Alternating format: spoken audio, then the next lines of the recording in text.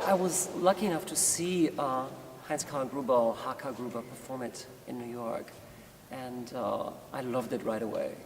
And I remember sitting in the audience and thinking, I think I could do this. I would love to do this. It's a bit deceiving because it may seem very easy, but it's not at all. And I got to meet the composer afterwards. Edwin Outwater, the conductor, introduced me. He was the one who took me along to see it. And we talked, and he was wonderfully encouraging after he heard that I am a cabaret singer, chansonnier, as it's called in Europe. And he said, well, do it. And so when Edwin got an opportunity, he got me here to do it here. And I'm very, very excited because it's very rare that a classical piece calls for someone of my ilk. You know, a cabaret singer. I'm not a classically trained singer. And it's very rare that you have a way to combine these disciplines. The music is very sophisticated. It's very deceiving because it may seem very loose, but it's actually very, very tightly composed.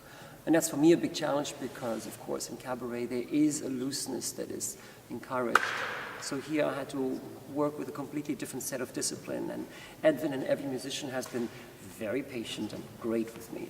Of course, I prepared myself very well. I listened to a wonderful recording of it, and I worked with musicians back in New York who helped me along with it.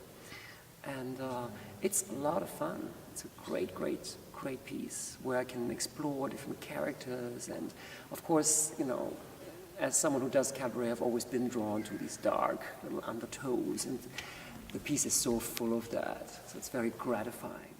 Oh, well, I love the one about the children that are being warned to not go into the park at night.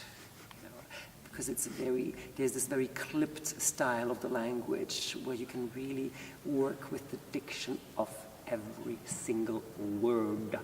And I love that.